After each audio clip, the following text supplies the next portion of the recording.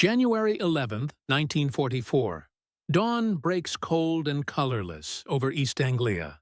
The wind carries the smell of fuel and frost, brushing against rows of silver B-17s crouched on the hardstand like patient giants. Crewmen move through the mist, checking oxygen lines, wiping frost off turret glass, clipping ammo belts into the feed chutes. Inside one aircraft, a 19-year-old waist gunner from Kansas squints through his frosted goggles. He's quiet, focused, hands steady from years of shooting coyotes on his father's farm. The other crewmen call him Trigger. He doesn't talk much about why he's so calm before missions, but when the fighters come, he'll show them. Hours later, at 26,000 feet, the contrails weave 1,000 white scars across the blue. The formation tightens, then black puffs, flak. Ahead, dots grow into shapes. FAU 190s diving head-on.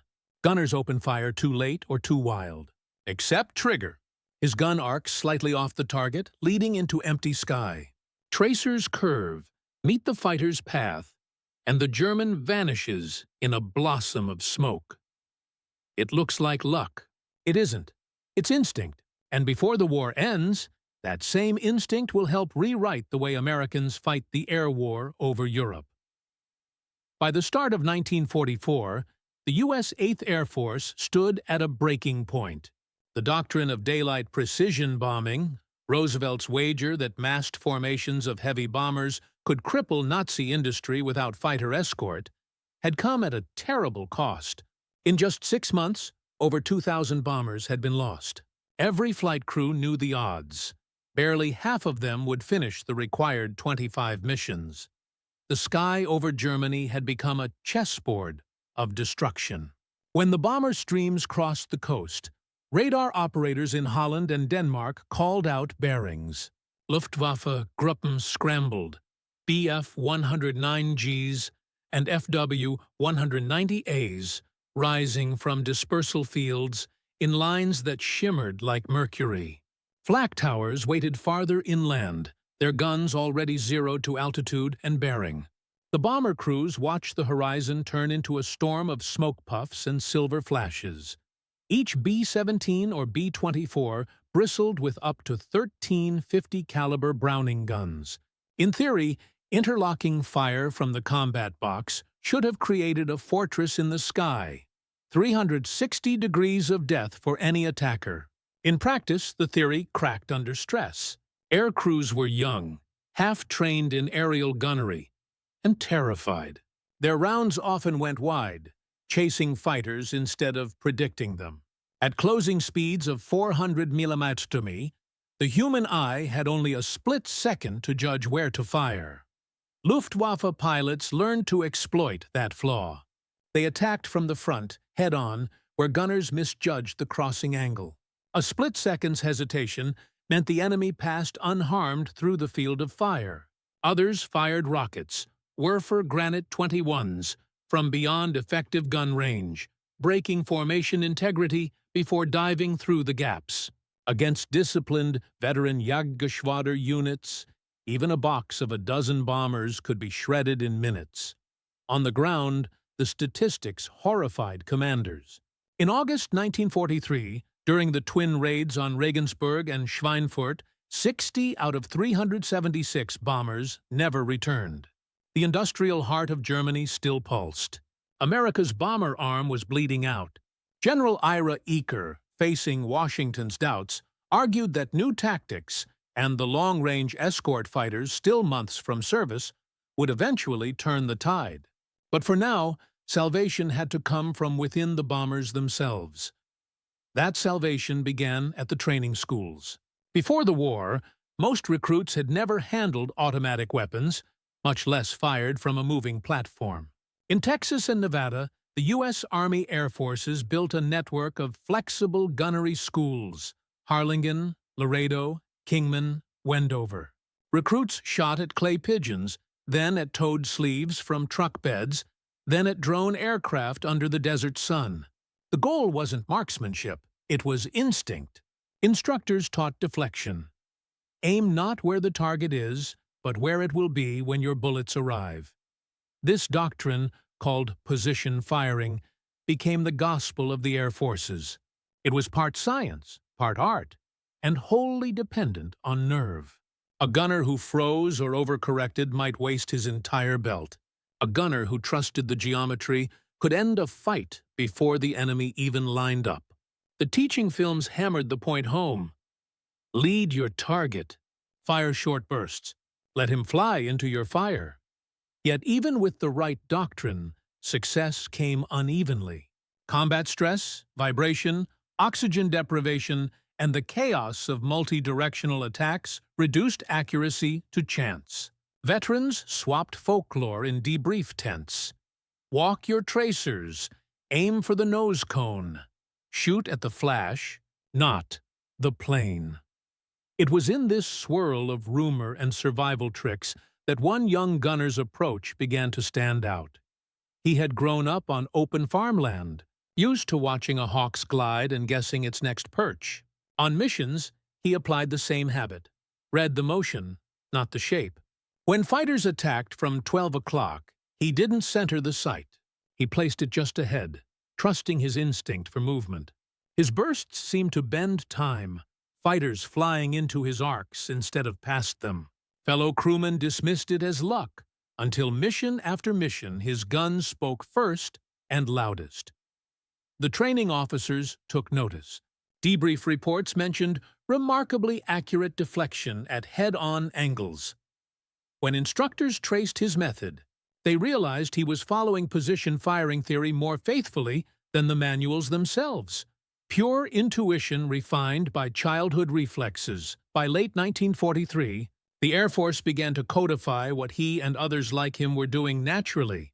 Gunnery manuals were revised, and new training reels demonstrated the same counterintuitive principle.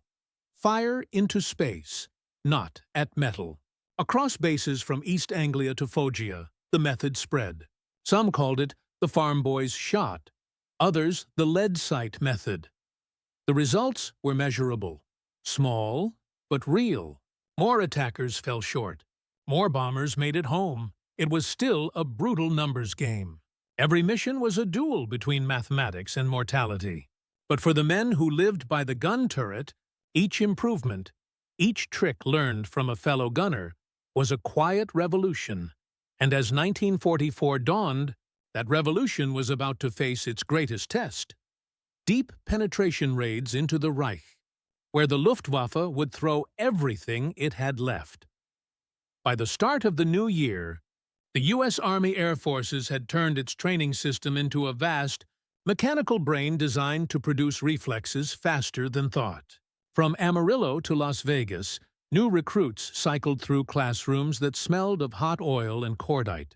They memorized range tables, bullet drop curves, and the color codes of tracer belts.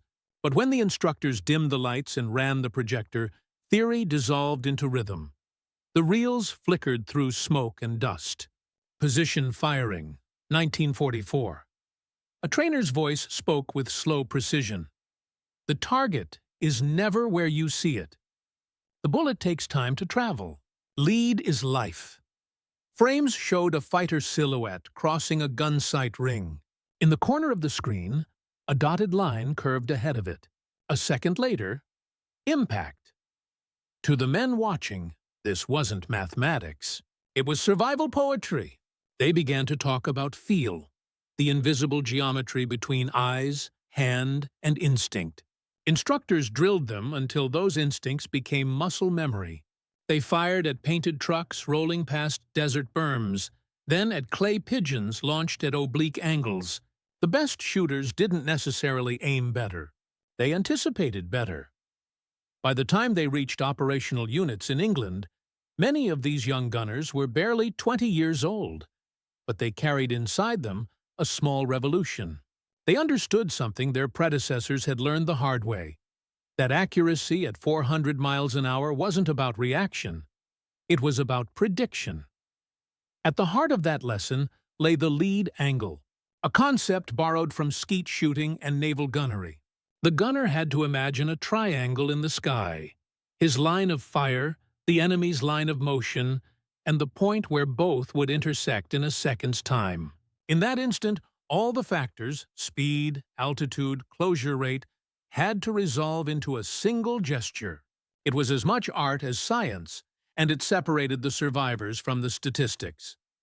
But this art didn't spread evenly. Some squadrons had better instructors, better film projectors, better time on the range. Others relied on combat to teach what training couldn't. The result was a strange patchwork of methods, each tinted by regional habits, personal quirks, and whispered advice. That's where the farm kid's legend began to ripple outward. Crews rotated between bases, swapping tales in the pubs and briefing huts. "There's this waist gunner out of the 401st, they'd say. Claims he hits the nose flash, not the plane. Says you can smell the cordite before the tracers even meet." When his group's gun camera footage reached intelligence sections, instructors began freezing frames. They saw that his fire pattern began ahead of the attacker, arcing through open air, catching the fighter mid-roll. It was textbook position firing, but with uncanny precision. Soon, film analysts clipped the sequence into a training reel shown at gunnery briefings. A faceless figure, anonymous in his flak helmet, became an example of perfect instinct. Meanwhile, the technology around him was evolving just as fast. The Sperry Ball turret, a rotating steel capsule slung beneath the fuselage, gave an unmatched field of fire, but left the gunner suspended in a freezing bubble, isolated, trusting his oxygen hose and his aim. The Bendix chin turret, newly fitted to later B-17Gs, finally covered the once lethal blind spot at 12 o'clock, and the Martin top turret turned the upper fuselage into a revolving fortress. Each mechanism had its rhythm, its quirks. Gunners learned to walk their fire in 3-round bursts, to read tracer patterns as feedback. They juggled heat jams, oxygen masks frosting over, gun heaters that sometimes failed at altitude. Between mechanical failure and adrenaline, even a perfect theory could collapse into chaos. Yet out of that chaos, doctrine kept refining itself. Air combat reports were pored over at intelligence sections. Charts tracked which attack angles produced hits, which wasted ammo. From those data points came small corrections in training syllabi, then official changes in manual phrasing. In the sterile language of bureaucracy, intuition became line item. Emphasize lead at all angles of approach. Behind every such change was blood. Each improvement cost lives before it saved them. But by early 1944, the tide was beginning to shift. Escort fighters, P-47s with drop tanks, then long-range P-51 Mustangs, were stretching deeper into the Reich. Bomber formations were tighter, their arcs cleaner, their discipline sharper. And in those formations, hundreds of anonymous gunners, trained under the new system, carried variations of one man's instinct. They didn't know his name. They didn't need to. They just knew that when you saw the flash of a fighter's guns, you didn't aim at it. You aimed through it, into the space it hadn't reached yet. By the spring of 1944, this principle, once a quirk whispered among waist gunners, had become official dogma. Position firing was now printed in manuals, screened in classrooms, and taught as the creed of survival. And soon, over Germany, it would be tested against the deadliest sky of all, the raids that struck at the industrial Ruhr. The waist gun positions were nothing more than open rectangles in an aluminum fuselage, patched with plexiglass and lined with frost. At altitude, the temperature fell to 40 below zero. Oxygen hissed through thin rubber lines. Every sound, every rattle, click, and metallic cough vibrated through the bones.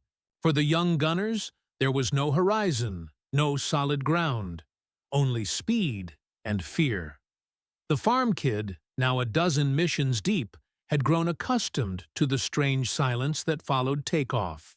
He would lean against the cold frame, watching the landscape drift below like a faded photograph. His thoughts returned to Kansas, the wheat fields, the crows, the old Remington rifle. Shooting there had been calm, deliberate. Here, it was chaos given structure. When the Luftwaffe came, he didn't flinch. His nerves were steady not from courage but from habit. He knew what rhythm to trust. Breathe, predict, fire short. To him, the enemy wasn't a shape. It was motion, a blur to be led, not chased. He never celebrated his hits. Gunners rarely did. Every burning speck falling through the cloud deck meant another human being dying in metal. Between missions, he helped newer crews strip and clean guns, explaining deflection angles in simple farm logic. "Don't shoot at him," he'd say. "Shoot where he ain't yet. That's where he's going to be." They started calling it the Kansas Lead. Soon, men from other squadrons were quoting the same phrase, half in jest, half in reverence. Behind the myth was just a kid who understood motion and fear, and who had turned both into precision. A bomber formation wasn't a random swarm. It was architecture in motion, an aerial cathedral built from math and discipline. 12 ships to a squadron, 3 squadrons to a group, each locked into a grid that maximized overlapping fields of fire. When flown properly, each B-17 could cover its neighbor's blind spots. Chin guns protecting lead bombers, tail guns shielding the rear elements. But the system relied on cooperation, and cooperation relied on restraint. Too many gunners fired too early, wasting ammunition or, worse, hitting friendly ships. The Kansas method, anticipate, don't chase, fit perfectly with what tacticians needed. It restored order to the chaos. Briefings became mathematical sermons. Chalk lines filled blackboards, attack vectors, approach cones, convergence zones. Officers drilled home the idea that effective defense was collective. When an enemy fighter attacked from 12 o'clock, it would be hit by 3 or 4 synchronized arcs: nose, chin, top, and adjacent waist. The only way that system worked was if everyone trusted timing more than panic.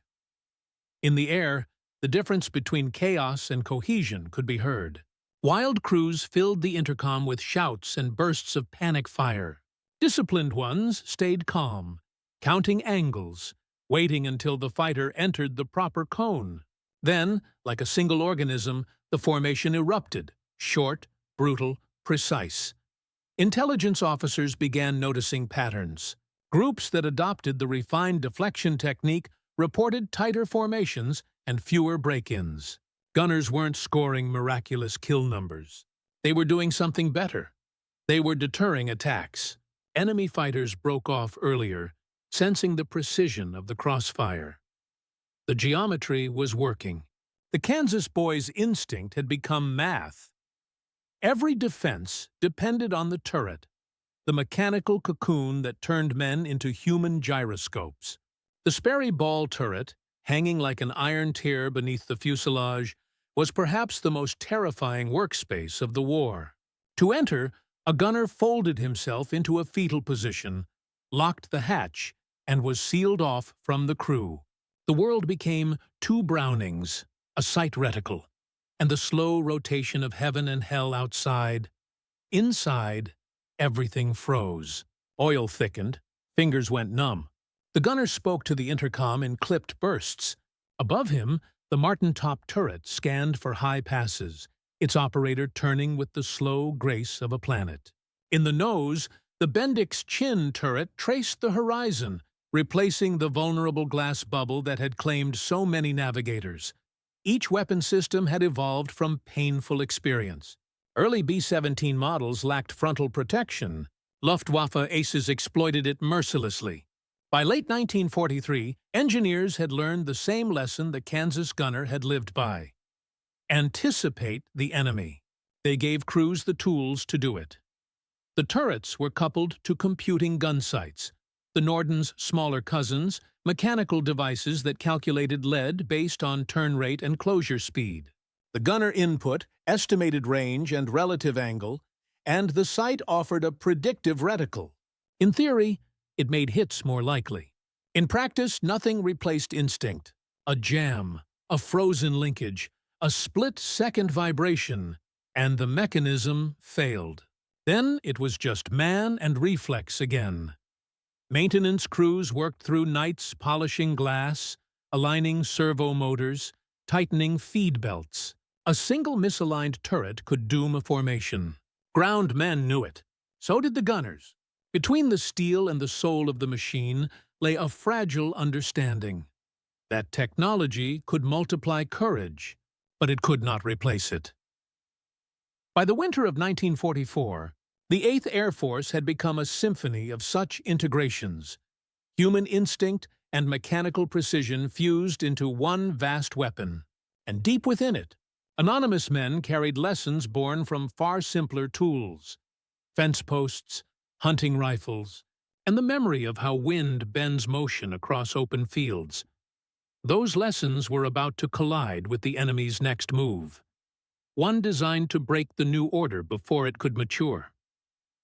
To the German pilots, the bombers were fortresses, massive, slow, and deceptively alive. Every gun barrel flashed like a viper's tongue, marking out invisible cages of death. Still, the Luftwaffe came. By 1943, the Reich's defense rested on veteran Jagdgeschwader units, JG-2, JG-26, JG-300, many led by aces who had survived the Channel battles and the Russian front. They studied the bomber boxes with surgical obsession. The head-on attack became their favored approach, the fastest, deadliest, and hardest to defend. At a combined closure speed nearing 700 miles per hour, a second's hesitation decided life or death. Major Egon Mayer, a tactician and one of Germany's most feared fighter leaders, perfected the maneuver. His pilots were trained to attack in groups of 12, dive in from 12 o'clock high, and fire concentrated bursts at the cockpit or nose before breaking down through the formation. To the bombers, it looked like a wall of steel ripping straight at them. For a year, the tactic worked, until Allied gunners learned to lead. When the Kansas-style deflection shots began claiming kills from impossible angles, Luftwaffe pilots noticed. Gun camera footage from German planes showed tracers curving toward them mid-run. The change forced them to adjust. More weaving, more oblique approaches, more rockets fired from a distance. What once had been a near-suicidal charge turned into cautious harassment. Every second they spent weaving was a second loss to the escorts now circling overhead. By mid-1944, German pilots described the new bomber defenses as precise, disciplined, deadly. One ace wrote bitterly in his logbook, "The Americans no longer fire wildly. They aim where we will be, not where we are." The hunters had met a mirror. Men who could think like them, anticipate like them, and shoot as though they, too, had been raised hunting on open ground. For commanders, the air war was a constant equation of losses versus output. Every new tactic was tested not by theory but by blood. In early 1944, Brigadier General Orville Anderson, head of the Air Combat Command Training Division, ordered a review of gunnery effectiveness reports. What he saw stunned him. Formations trained in position firing were sustaining significantly fewer losses per sortie, even before full fighter escort coverage arrived. The Kansas trick, once anecdote, now had data behind it. Debriefs from multiple groups mentioned predictive bursts and firing into lead space. Camera footage corroborated it. The discovery didn't make headlines, but it changed manuals. Anderson pushed for an immediate update to AAF Manual 20-2, Flexible Gunnery for Aircraft Armament. Paragraphs were rewritten to emphasize deflection judgment and composure under pressure. Training films from Wendover and Harlingen incorporated the imagery, frozen frames of curving tracer paths, and silhouetted fighters meeting them mid-air. By late spring, these films were circulating across all 8th and 15th Air Force schools. Instructors began calling the principle lead discipline. Its phrasing had lost the poetry of Kansas fields, but its spirit remained: patience, prediction, precision. Leadership understood that morale mattered as much as accuracy. They began rewarding gunners not for claimed kills, but for confirmed defensive integrity. Missions where no enemy penetrated the formation. It reframed heroism from the individual to the collective, aligning the psychology of gunners with the geometry of the box. By D-Day, bomber units arriving in England found a culture transformed. Every trainee was now steeped in the gospel of position firing. In the mess halls, posters reminded them, "See where he's going, not where he is." The Air Force had turned instinct into institution. For all the legends born in that frozen sky, the truth remained sobering. Claims of aerial victories often tripled the enemy's actual losses. Adrenaline, chaos, and the impossibility of verification inflated numbers on both sides. But even conservative historians agree on one fact. As gunnery discipline improved, survival rates followed. The statistics are quiet, but stubborn. During the autumn of 1943, unescorted bomber losses averaged 1 aircraft per 20 sorties. By spring 1944, before full Mustang coverage, the rate had dropped closer to 1 in 35. When the P-51s finally joined the deep strikes, losses fell again, but defensive accuracy had already bent the curve. Historians parsing mission logs noticed subtler patterns. The formations that applied precise lead discipline fired fewer rounds per kill claim. Ammo expenditure dropped, suggesting shorter, more accurate bursts. More enemy aircraft were damaged rather than destroyed outright. Signs that the bombers were driving attackers off before they could fire. The difference wasn't cinematic, it was cumulative.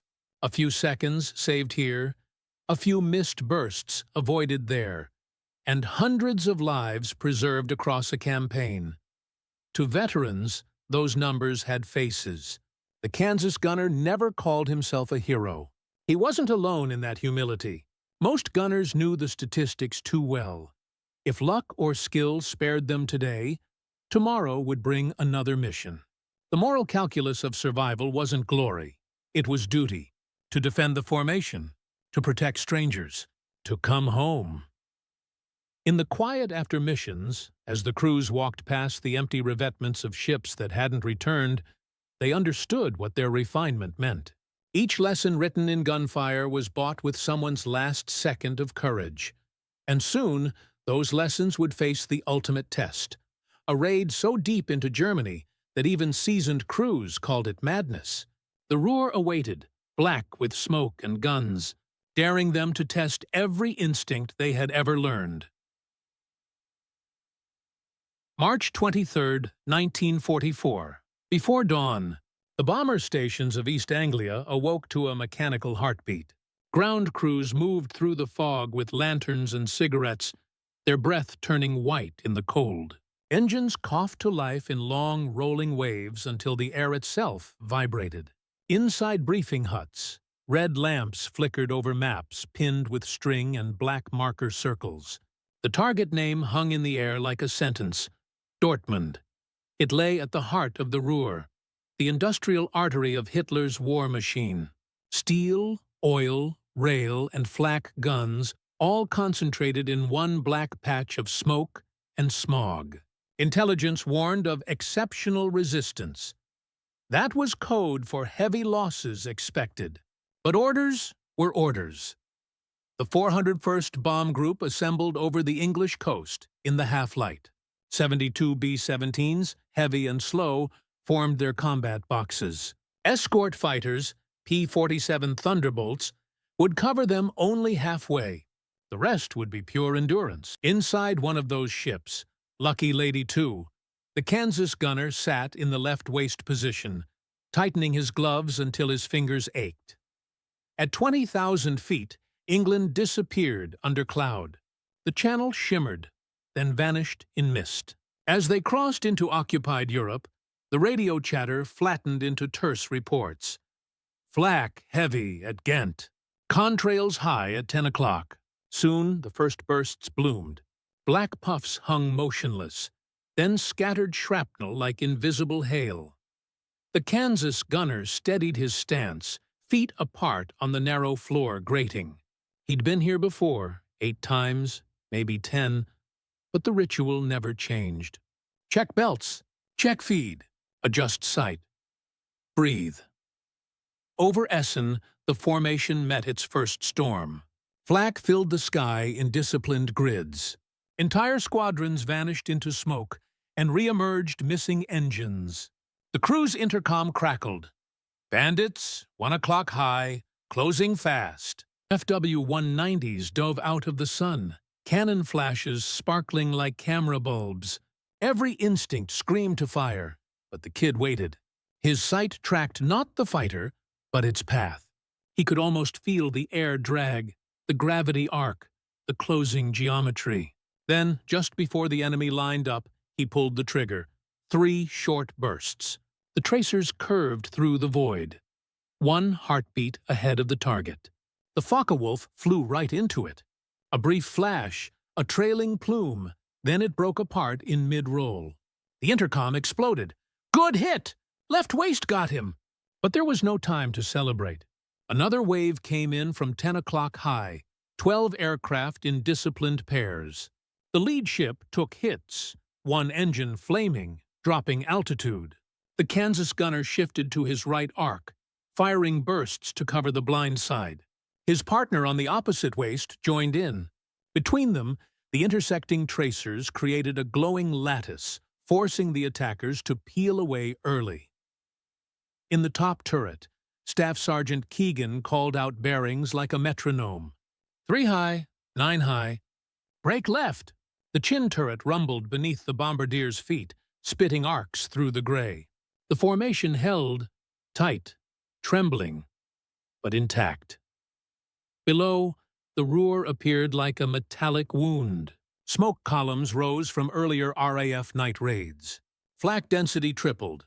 The bomb run had to begin. Straight, level, unflinching for 2 minutes of perfect hell. Every gunner knew that phrase, 2 minutes straight. It was the longest time in the world. Bomb bay doors open. The Kansas gunner pressed his back against the cold frame and exhaled. Fighters were regrouping for another pass. He could see them in the sun gaps, banking, aligning for head-ons. He whispered the rhythm under his breath. "Wait, breathe, lead." They came in screaming. The first line of FW-190s broke formation and dove directly toward the lead box. The sky lit with muzzle flashes. For a second, everything slowed. Tracers crossing like comets. Flak blossoms frozen in mid-air. Then his gun sang again. This time, he didn't think. The reflex took over. He saw the fighters roll, guessed the lead, and fired into the empty sky a split second ahead. The rounds met the German mid-dive. The aircraft disintegrated in a burst of orange flame, scattering debris past the nose of another B-17. "Good shot! Good shot!" Someone yelled over the intercom, half screaming over the oxygen hiss. But the formation still had a mile to go. The bombardier's voice cut through. "Steady! Steady!" Below, Dortmund's rail yards gleamed between smoke columns. The bombs fell in waves, black dots tumbling toward the inferno. Then came the command every gunner lived for. Bombs away! The moment the payload dropped, the lead ships banked hard, diving slightly to gain speed. It was always in the withdrawal that death waited. The fighters looping back, the flak gunners adjusting their aim. As the formation turned, the Kansas gunner saw 3 Me-110s climbing fast from below. Twin-engine, heavy cannon. He swung his guns down, heart pounding. "Low 6, closing," he called. The ball turret whirred beneath him, locking on. Together, they fired, 2 arcs converging in perfect geometry. The first 110 took rounds in the cockpit, rolling away, trailing smoke. The second kept coming. The Kansas gunner tracked its angle, barely visible now, a shadow through smoke. He fired again, leading farther ahead than felt sane. The tracers vanished into cloud. Then a sudden flash, a fireball bursting upward through the haze. The intercom went silent except for heavy breathing. They had survived the worst of it. But the mission wasn't over. The long flight home lay ahead, across Holland, through more flak belts, and the endless gray miles of the North Sea. The Kansas gunner reloaded what he could, fingers raw from cold. Around him, the aircraft creaked like an old ship in a storm. He didn't know it yet. But the footage from this mission, captured on his gun camera, would become required viewing at gunnery schools within a month. And back in the debrief rooms, analysts would call it the cleanest deflection sequence ever filmed. The air over the Ruhr that day became a furnace. Every return route was choked with black bursts and amber trails from burning aircraft.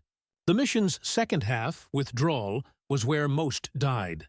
Luftwaffe radar had already vectored reinforcements from JG-26, and now the sky filled with fresh squadrons of Bf-109s and FW-190s, each carrying underwing rockets and 20mm cannon pods. For the bombers, the mission wasn't simply to drop bombs. It was to survive the withdrawal. The Kansas gunners' crew had already spent over 7 hours in the air. Their engines coughed black smoke. One turbocharger had failed. Inside the cabin, frost formed delicate webs over the radio gear.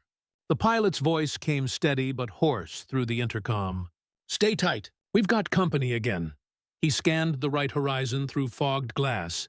5 fighters, distant but closing fast, sunlight glinting off canopies. Their formation was textbook German. Stacked pairs with a loose trailer. An attack team trained for precision. 3 o'clock high, the top turret called. "Copy," he replied, already adjusting his sight. At these speeds, judgment had to happen before reason. The fighters would reach firing distance in less than 10 seconds. He counted them in rhythm with his breath. 10.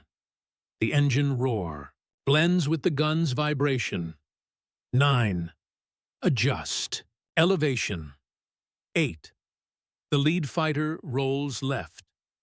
Bait. 7. Holds fire. 6. The trailer dives in to cover. Predictable. 5. Now. He squeezed the trigger in 2 tight bursts. The tracers arced through the cold, a glowing string cutting across the path of the diving 190. The rounds connected squarely under the nose just before the German opened fire. The fighter exploded in a sudden, soundless bloom. Its wingmate banked too late and plowed through debris, tearing a wing off. "2 down, right side," yelled the top turret gunner. The Kansas kid didn't answer. He was already pivoting, sweeping the opposite arc where 2 more fighters tried a crossover pass. Oxygen hissed loud in his headset. His breath came in shallow bursts. He felt the vibration through his boots, the metallic heartbeat of the ship. They came in from opposite sides, an old Luftwaffe trick to split the defense. The left waist gunner engaged one. The Kansas gunner took the other. His sight ring hovered not on the plane, but a finger's width ahead of it. When the crossfire met, it created a moving wall of death. Both attackers broke off, one smoking, the other diving into cloud. Minutes blurred into fragments, flashes, shouts, the heavy clatter of shell casings bouncing across aluminum. Then came the voice from the cockpit. "Navigator says we're over the coast. Hold on, boys." A strange calm followed. The guns fell silent except for a few scattered bursts from the tail. The gray undercast of the North Sea stretched endless below, serene and empty. It was the first moment anyone dared believe they might make it home. Inside the fuselage, the crew sat wordless, faces pale, gloves blackened by oil. The Kansas gunner flexed his fingers. They were trembling so badly he could barely reload the feed belt. Across from him, his opposite waist gunner nodded once, a silent acknowledgement that needed no words. An hour later, as they approached the English coast, the pilot's voice softened. "Home field in sight. Prepare to land." The B-17 descended through thin mist, one engine trailing faint smoke. When the wheels touched down on the runway at Dinathorpe, Cheers erupted across the base. Out of 72 aircraft, 58 had returned, some with holes big enough to crawl through. 14 were gone. As they climbed out, the smell hit first: burnt oil, sweat, and gunpowder. Medics moved between crews with stretchers and thermos flasks. The Kansas gunner removed his oxygen mask and stared at his gloves, still trembling. He had been lucky. They all had. In the debriefing hut, officers collected film canisters from gun cameras, mechanics checked ammo counters, and recorded burst counts. When intelligence officers spooled the Kansas gunner's footage that night, they watched the arcs of his tracers intersecting perfectly with oncoming fighters. Calm, precise, mechanical. The analysts paused the frame, noting the split-second lead time, 1.4 seconds ahead of the enemy's line of motion. Perfect geometry. "Get this one to Harlingen," one officer muttered. "They'll want it for training." Within weeks, a still from that footage appeared in classrooms across America. Young gunners at Wendover and Kingman watched in awe as the film narrator said, "Here is position firing done correctly. This man aims where the fighter will be, not where it is." No names were given. There never were. But instructors repeated the story of the nameless gunner whose instinct turned into doctrine. They called him the kid who shot the future. Back in England, he sat outside his Nissen hut, watching the fog roll in from the fields. He could still feel the vibration of the guns in his wrists. Around him, the air smelled faintly of fuel and damp grass. In the distance, the engines of returning planes faded into night. He had no idea how many he'd downed. No gunner ever really knew. What mattered was simpler. The crew was alive, and the sky, for once, was quiet. When the mission logs reached High Wycombe, headquarters of the 8th Air Force, analysts filed them alongside thousands of others. Columns of numbers, altitudes, weather codes, and terse remarks like "formation discipline excellent" or "flak moderate intense." But between those sterile lines, one pattern began to emerge. In squadrons where gunners displayed the new lead discipline techniques, loss rates were measurably lower. It wasn't luck. The Kansas method, the instinctive shoot where he's going to be, had matured into formal doctrine. The Air Forces had always gathered combat data obsessively, but now they had proof that defensive training mattered as much as horsepower. The 401st Bomb Group's performance over Dortmund became a quiet case study. Out of 72 aircraft, 58 returned, battered but flying. Analysts estimated that disciplined predictive firing had disrupted nearly half the attacking German runs, saving an estimated 2 to 3 dozen aircraft that might otherwise have been lost. It was never officially credited to any individual. It was credited to procedure. In April 1944, instructors at the Harlingen and Wendover flexible gunnery schools began screening a new film compiled from Ruhr footage. The Kansas gunners' gun camera reels were spliced together with diagrams and animated overlays showing bullet trajectories intersecting flight paths. The film's title was simple: Position Firing. Judgment Under Fire. In the dim classrooms, young recruits watched the silent black-and-white footage. A bomber's waist window filled the frame, tracers curling forward into empty space. Then a flash, an attacker disintegrating mid-roll. A calm narrator intoned, "Predict, lead, fire short. Let him fly into your fire." The film became standard viewing for every graduating class through the end of the war. By late 1944, it was being shown even to gunners in the Pacific, where B-24 crews faced kamikaze dives instead of Focke-Wulfs. The lesson translated perfectly. Predict motion. Never chase. Meanwhile, in Europe, the air war evolved beyond recognition. P-51 Mustangs now escorted bombers all the way to Berlin and back. The Luftwaffe, drained of fuel and veterans, could rarely mass more than a few dozen interceptors. Defensive gunnery remained vital, but the tide had turned irrevocably.